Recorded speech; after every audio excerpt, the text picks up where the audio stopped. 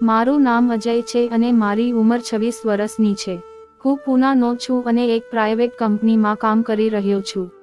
આ વાર્તા 1 વર્ષ પહેલાની છે, જ્યારે મેં મેનેજમેન્ટ ટ્રેનીની પોઝિશન ઉપર કંપની જોઈન કરી હતી। પછી મને પુનાના ભંડારકર રોડની બ્રાન્ચમાં પોસ્ટિંગ મળી હતી। પહેલા દિવસે બધા સાથે પરિચય કરતી વખતે મારી મુલાકાત અફરોજ સાથે થઈ। તે ત્યાં પહેલથી કામ કરતી હતી। મારા બોસે મને થોડાક દિવસ ઓન જોબ ટ્રેનિંગ પર રાખ્યો હતો। ત્યાં અફરોજ મારી મેન્ટર હતી, જે મને ટ્રેનિંગ આપી રહી હતી। અફરોજ દેખાવમાં ખૂબ જ સુંદર હતી। 5 ફૂટ 6 ઇંચની હાઇટ હતી। એની ઉંમર 23 વર્ષની હતી। એકદમ સુંદર શરીર અને એકદમ ટાઇટ શરીર હતું। એના ગોળ મોઢા પર એની મોટી મોટી ગોળ કાળી આંખો એટલી સુંદર હતી કે કોઈની પણ જાન લઈ શકે। એ જ્યારે હસતી ત્યારે એના ગાલ ઉપર ખાડા પડતા અને એના ગુલાબી હોઠ નીચે આવેલું કાળું તલ એવું ખતરનાક હતું કે કોઈનું પણ દિલ એના ઉપર આવી જાય। ટ્રેનિંગના દિવસો આગળ વધતા ગયા અને મારી અફરોજની સાથે વાતચીત વધતી ગઈ અને એની સાથે જ મારો સંબંધ વધતો ગયો। હવે મેં એની સાથે મોડી રાતો સુધી વોટ્સએપ ઉપર ચેટિંગ ચાલુ કરી અને હવે હું રોજ એને મારી ગાડી ઉપર બેસાડીને એને એના ઘરે મૂકવા જતો હતો અને ખૂબ જ જોરથી બ્રેક મારીને એને મારી પીઠ સાથે ભટકાડતો અને ખૂબ જ આનંદ લેતો અને એ પણ આરામથી એનું શરીર મારી પીઠ ઉપર દબાવતી। હવે રાતે ફોન ઉપર અમારી વચ્ચે વાતો એટલી વધી ગઈ કે અમે બંને ઓપન વાતો કરવા લાગ્યા। એક દિવસ મેં એને એની સાઈઝ પૂછી। પહેલા તો એને મને ખરાબ જવાબ આપ્યો, ઝાપટ ખાઈશ તું? તો મેં પણ લખ્યું, મારને પણ કહી તો દે। એને પછી કહ્યું, ખૂબ જ જીદી છે। મેં એને એક આંખ મારવાવાળી સ્માઇલ આપી। પછી એને મને મેસેજ મોકલ્યો, કોઈ ખરાબ મેસેજ મોકલ, તો મેં એને મોકલ્યો તો મેં એ પણ મોકલી દીધી। એના પછી એને મને પૂછ્યું, હું તને અત્યારે મળવા આવું તો તું શું કરી શકે? મારી હિંમત એટલી વધી ગઈ કે મેં એને કહ્યું કે હું તને કિસ કરું। પછી એ પૂછવા લાગી કે કયા કરીશ? હું પણ પછી સમજી ગયો કે આજે તો એને કિસ જોઈએ છે। મેં એને પૂછ્યું, અત્યારે તારા ફ્લેટ પર કોણ છે? એ બોલી, એકલી છું। મેં કહ્યું, તો હું આવી જાઉં ત્યાં? એ બોલી, અત્યારે નહીં ના નહીં। મેં કહ્યું, હું તો આવી રહ્યો છું। હું બાઇક કાઢીને એના ઘર પર ગયો। મેં બેલ વગાડી। હું ખાલી મારી વ્હાઇટ અને રેડ ટી શર્ટમાં હતો। એને દરવાજો ખોલ્યો અને ત્યાં હાથની અદબ વાળીને મારી સામે જોવા લાગી ગઈ। એ મારી સામે ગુસ્સે થવાનું નાટક કરી રહી હતી કે હું ત્યાં શું કામ આવ્યો? મેં ગુસ્સે થઈને કહ્યું કે ઠીક છે, હું જાઉં છું અને આપણે લોકો હવે વાતો પણ નહીં કરીએ। એને મારો હાથ પકડીને મને રોક્યો અને મને એક સ્માઇલ કરીને મને કહ્યું, ચલ અંદર ચલ। અફરોજ ગુલાબી ડ્રેસમાં હતી। એ જ્યારે દરવાજો બંધ કરીને ફરી, મેં એને તરત પકડી લીધી અને ગળે લગાવી અને એને મારાથી ચિપકાવી નાખી। એને મારા છાતી હાથ રાખ્યો અને હું એના ગાલ પર હાથ ફેરવતો હતો। એના ગાલ દબાવી રહ્યો હતો અને એ એટલી ગરમ થઈ ગઈ હતી કે એને મારી સાથે રાતે અંદર જે કહ્યું બાપ, તે તો બહુ હદ થઈ ગઈ અને મને ખૂબ જોરથી પકડી લીધો। એના હાથ મારા શરીર પર લાગતા સાથે મારી અંદર એક નવો જોશ આવી ગયો અને હું એને કિસ કરવા લાગી ગયો અને મારી જીભ એના મોંની અંદર ઘૂમી રહી હતી।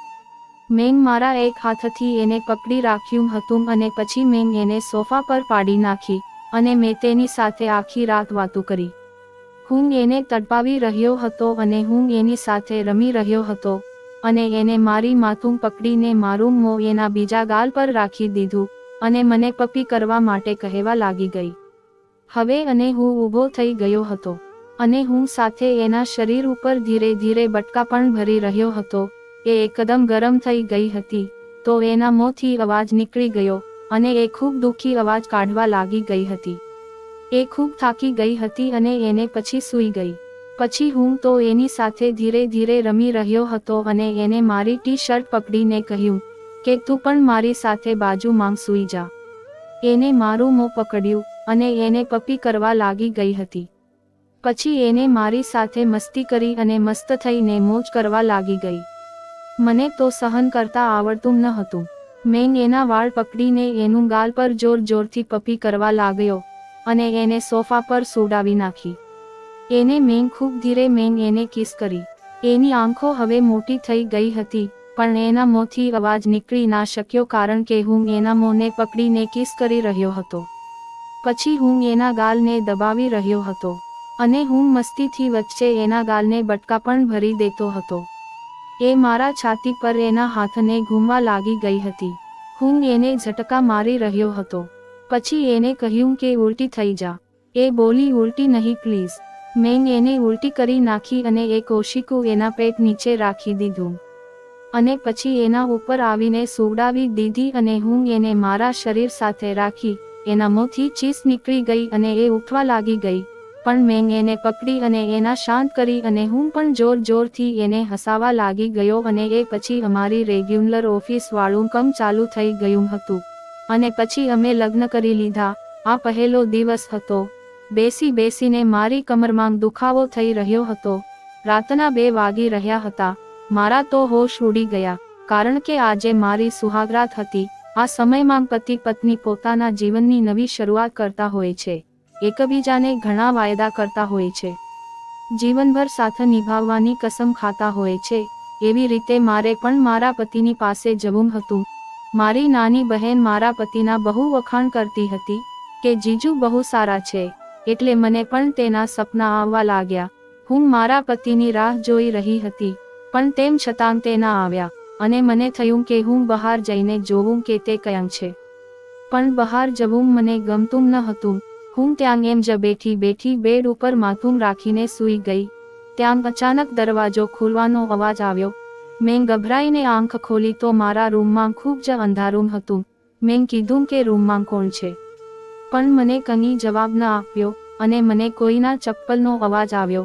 મેં કીધું કે તમે છો કે? સાંભળો તો. મેં કીધું કે આ રૂમમાં આટલું બધું અંધારું શા માટે કરી નાખ્યું? મેં ઘણા બધા સવાલ કર્યા, પણ થોડીવાર પછી એક મર્દનો અવાજ આવ્યો અને તે બોલ્યો કે હા હું છું, તમારો પતિ. આ સાંભળીને અચાનક મારો શ્વાસ અધ્ધર ચડી ગયો, પણ મને એમ હતું કે મારો પતિ જ મારા રૂમમાં આવ્યો હશે. પણ હવે મને શરમ આવતી હતી, પણ મને એ વાત નહોતી સમજાતી કે મારા પતિ મારા રૂમમાં આવીને અંધારું શા માટે કરી દેતા હતા. મને આ વાત થોડી અજીબ લાગતી હતી. નકર પહેલા તો તે ઘરમાં લાઇટ જ હતી ત્યારે મીણબત્તી લઈને આવતા હતા. ત્યાં અચાનક મારો પતિ મારી સામે આવ્યો અને મને કહેવા લાગ્યો કે મને માફ કરી દેજે. હું બહાર મારા મિત્રો સાથે હતો એટલે મારે આવવામાં મોડું થઈ ગયું અને મને લાગે છે કે તું અત્યારે સાવ થાકી ગઈ હશે, એટલે તારે સૂઈ જવું જોઈએ. કાલે આપણે વાત કરશું. મારો પતિ વાત કરતા કરતા બહુ અટકી જતો હતો. મને લાગતું હતું કે તેને કંઈક વાંધો હશે, બાકી તે ક્યારેય આવી રીતે બોલતા ન હતા. મને થયું તે મારાથી શરમાતો હશે. મને થયું કે તે મર્દ બનીને પણ મારી સાથે શરમાતો હતો. પછી મને મારી નાની બહેનની વાત યાદ આવી કે તે મને કહેતી હતી કે બહેન મારા જીજુ બહુ શર્મિલા છે. મેં મારા પતિને કીધું કે તમે રૂમમાં આવો ત્યારે લાઇટ કેમ બંધ કરી દો છો? શું તમે મને જોવા નથી માંગતા? બાકી લગ્નની રાતે પત્ની પોતાના પતિ માટે જ તૈયાર થતી હોય છે કે તેનો પતિ એને શાંતિથી જોવે, પણ તમે તો રૂમમાં આવતા વેંત જ લાઇટ બંધ કરી દો છો. પણ તે થોડીવાર ચૂપ રહ્યા બાદ બોલ્યા કે તું તો બહુ સુંદર લાગે છે, તું મારી રાણી છે. જ્યારે આપણે બંને મંડપમાં બેઠા હતા ત્યારે જ મેં તને મન ભરીને જોઈ લીધી હતી અને અત્યારે સમાજનો રિવાજ છે કે લગ્નના 1 મહિના સુધી પતિને પોતાની પત્નીનું મોઢું નહીં જોવાનું, નહીતર નજર લાગી જાય છે. આટલા માટે આપના લગ્ન વખતે મને આપના પંડિતજીએ પણ કીધું હતું કે તમારું નક્ષત્ર બહુ ખરાબ છે, એટલે થોડા સમય સુધી તમે પોતાના રૂમમાં તમારી પત્ની પાસે જાઓ તો તમારે લાઇટ બંધ કરીને જવું પડશે, જેથી કરીને તમે તમારી પત્નીનો ચહેરો ના જોઈ શકો. પણ મેં હવે મારા પતિની વાત પર વિશ્વાસ કરી લીધો. મને ઘણા બધા સવાલ મનમાં હતા, પણ લગ્નની શરૂઆત હતી એટલે હું કાંઈ ઝઘડો કરવા નહોતી માંગતી અને મને એમ હતું કે હું સવારે મારા પતિનો ચહેરો જોઈશ, પણ સવારે તે મારા બેડ ઉપર હતા જ નહીં. મેં બહાર આવીને જોયું તો મારી સાસુ ઉદાસ લાગી રહી હતી, પણ જેવી હું ત્યાં ગઈ તો મારા સાસુના મોઢા પર ચમક આવી ગઈ અને તેણે મને ઈશારાથી પોતાની પાસે બોલાવી અને તે મારી નજર ઉતારવા લાગી. મને થયું કે હકીકતમાં મારા પતિ ઉપર આફત હશે, એટલે અમારા માટે મારી સાસુ અમારી નજર ઉતારતી હતી. પછી મેં મારી સાસુને પૂછ્યું કે મારો પતિ ક્યાં છે, તો તે કહેવા લાગ્યા કે બેટા એ તો એના કામ પર જતો રહ્યો છે. મેં તેને પૂછ્યું, પણ મમ્મી તેને તો જવાનો સમય 9 વાગ્યાનો છે, તો તે કેમ આટલા વહેલા જતા રહ્યા છે, હજી તો 7 જ વાગ્યા છે. તો મારી સાસુ મને કહેવા લાગી કે બેટા તેના ધંધાનું કાંઈ નક્કી નથી, તે તેના મિત્રો સાથે મળીને બધા સાથે ધંધો કરે છે, તે ગમે ત્યારે આવે છે અને ગમે ત્યારે જાય છે. તું વધારે ચિંતા ના કર. પણ મને મારી સાસુની આ વાત સમજાતી ન હતી. મેં તેને પૂછ્યું કે મમ્મી મને લાગે છે કે તેની લગ્ન કરવાની ઈચ્છા નહીં હોય, તમે જબરદસ્તીથી તેના લગ્ન કરાવ્યા છે, કારણ કે ગઈકાલે રાતે તેને મારી સાથે કાંઈ વાત પણ કરી નથી. અને એમ જ જતા રહ્યા. ત્યાં અચાનક સામેના રૂમમાંથી એક છોકરો બહાર આવ્યો. મેં તેને જોઈને નમસ્તે કર્યું. મારી સાસુ કહેવા લાગી કે બેટા આ તારો દિયર છે. પણ મારી સાસુ બહુ ઉદાસ લાગી રહી હતી. મારા ઘરમાં મારો પતિ, દિયર અને મારી એક નણંદ, બસ આટલા જ રહેતા હતા. પણ મને બધાના વ્યવહાર કંઈક અલગ જ લાગતા હતા. મારી નણંદ મને કહેતી હતી કે ભાભી તમે અમારી સાથે પણ થોડો સમય કાઢજો. મેં કીધું કે હું આખો દિવસ તમારી સાથે તો હતી. પછી મેં તેને કીધું કે મારે તમારા ભાઈ સાથે એક જરૂરી વાત કરવી છે. પણ તે મને કાંઈ જવાબ આપ્યા વગર જ ત્યાંથી જતી રહી. મેં ઘડિયાળ સામું જોયું તો રાત થઈ ગઈ હતી. મને ખબર નહોતી કે મારો પતિ ક્યાં હશે. મને હવે ન આવવાના વિચાર આવી રહ્યા હતા. હું આવીને આમ તેમ જોવા લાગી, પણ મારો પતિ ક્યાંય મને દેખાતો ન હતો. પણ જ્યારે હું પાછી મારા રૂમમાં આવી તો મારા પતિ મોઢું છુપાવીને બેઠા હતા. મને થયું કે આજે હવે હું દૂધનું દૂધ અને પાણીનું પાણી કરી નાખીશ. હું ડર્યા વગર તેની બાજુમાં જઈને બેસી ગઈ. મેં તેનો હાથ પકડી લીધો અને મેં તેને કીધું કે હું તમારી સાથે જરૂરી વાત કરવા માંગુ છું. હજી હું આટલું બોલી ત્યાં તેને મારો હાથો મૂકી દીધો અને તે મારાથી પોતાનો ચહેરો છુપાવવા લાગ્યા. અને મને કહેવા લાગ્યા કે તારે વાત કરવી હોય તો મારી સામું જોયા વગર કરી લે. આ વાત સાંભળીને મને રડાઈ ગયું. મેં તેને મોઢા પર જ કહી દીધું કે તમને કોઈ બીજી પસંદ હોય તો મને કહી દો, તમે મારી સાથે લગ્ન શા માટે કર્યા? તો તે મને કહેવા લાગ્યો કે મને કોઈ બીજું પસંદ નથી, બસ આ મારી મજબૂરી છે. હું તમારો ચહેરો નહીં જોઈ શકું. મને હવે તેની આ વાત પર બહુ ગુસ્સો આવી રહ્યો હતો. તેની આવી તો કેવી મજબૂરી હતી કે તે મારી સાથે સરખી વાત પણ નહોતો કરતો અને મારી પાસે પણ નહોતો આવતો. દિવસો આમ જ વીતતા ગયા. મારો પતિ હંમેશા ઘરની બહાર જ રહેતો, પણ મને એવો અહેસાસ થતો હતો કે હું કોઈની નજરમાં છું. પણ જેવી હું આજુબાજુ જોતી તો ત્યાં કોઈ ન હોય. પણ એકવાર જ્યારે હું મારી સાસુને તેના રૂમમાં ચા આપવા ગઈ તો તે રૂમની અંદર ફોન ઉપર કોઈ સાથે વાત કરતા હતા. થોડીવારમાં તે વાતો સાંભળીને તે રડતા રડતા કોઈને વિનંતી કરી રહ્યા હતા અને મેં તેને પૂછ્યું કે તમને કાંઈ ચિંતા છે? તો તે મને કહેવા લાગ્યા કે ના બેટા, મારી નાની બહેન મારી સાથે નથી બોલતી. હું તેને મનાવવાની કોશિશ કરું છું, પણ આમાં હકીકત તો કંઈક અલગ જ હતી.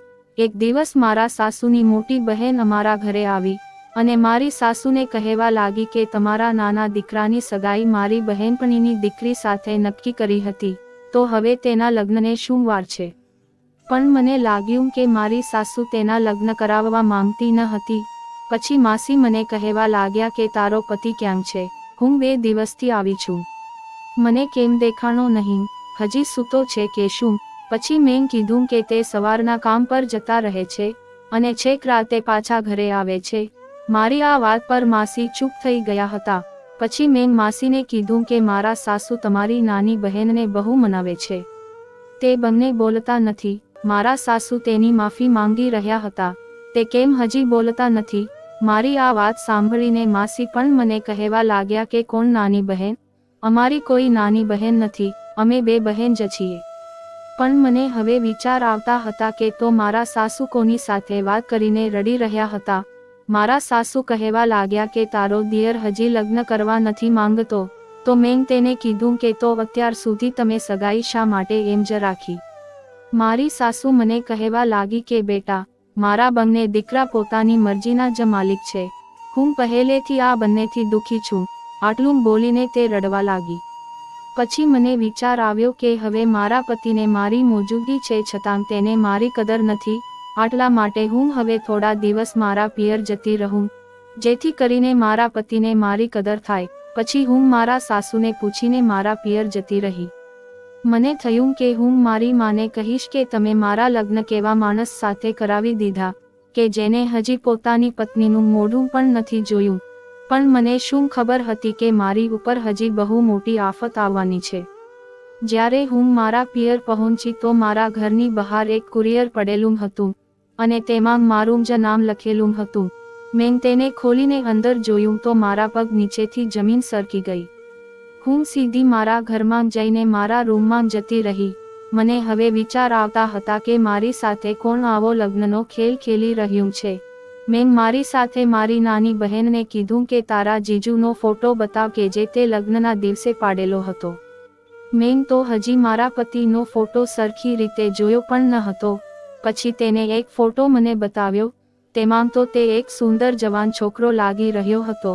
હું હવે આ વાત મારા પિયરમાં કોઈને કહેવા માંગતી ન હતી, એટલે હું તરત પછી મારા સાસરિયામાં જતી રહી. મારે હવે હકીકત જાણવી હતી. રાત્રે ફરીવાર તે માણસ મારા રૂમમાં આવ્યો. તે 1 મહિનાથી મારો પતિ બનીને રહેતો હતો, પણ હવે મને ખબર પડી ગઈ હતી કે તે મારો પતિ ન હતો. પણ તેમ છતાં મેં તેને કીધું કે મારે તમને દિલ ખોલીને જોવા છે. હવે હું તમારાથી દૂર નહીં રહી શકું, મારે તમારી પાસે આવવું છે. હું તમારા વગર નહીં રહી શકતી. મેં કીધું કે હવે હું લાઇટ ચાલુ કરું છું. તો તે મને કહેવા લાગ્યો કે તને તો ખબર જ છે કે આ મારી મજબૂરી છે, તને જે લાગે એ, બાકી હું આવું નહીં કરી શકું. તું મને વારે વારે કહીશ તો હું તારા રૂમમાં નહીં આવું. આટલું બોલીને તે મારા રૂમમાંથી જતો રહ્યો. પછી મેં વિચારી લીધું કે હું મારી નણંદને દૂધમાં ઊંઘની ગોળી આપીને પીવડાવી દઈશ અને રૂમમાં છુપાઈ જઈશ. પછી રાતે જ્યારે તે મારા રૂમમાં આવ્યો અને બેડની બીજી બાજુ બેસી ગયો, મેં ઊભા થઈને તરત લાઇટ ચાલુ કરી દીધી. અને જેવો મેં તેને જોયો તો મારા હોશ ઉડી ગયા, કારણ કે એ તો મારો દિયર જ હતો. મને થયું કે તે શું 1 મહિનાથી મારા રૂમમાં આવતો હશે, પણ તે મને જોવા લાગ્યો. મેં તેને કીધું કે તને શરમ નથી આવતી આવી રીતે મારા રૂમમાં આવતા? તો મને કંઈ જવાબ ન આપ્યો. પછી મેં તે કુરિયરવાળા પેપર તેના મોઢા ઉપર માર્યા. તેમાં તેને એવું લખ્યું હતું કે હું તમને એ ખુશી ક્યારેય નહીં આપી શકું કે જે તમે માંગો છો. આટલા માટે હું ઘર છોડીને જતો રહ્યો હતો. મારે તમને કોઈ દુઃખ નથી આપવું. મારી માએ તમારી સાથે જબરદસ્તીથી મારા લગ્ન કરાવી દીધા છે. મેં તેને બહુ ના પાડી હતી, પણ તે માન્યા જ નહીં, એટલે હું મારા લગ્નના દિવસે જ ભાગી ગયો હતો.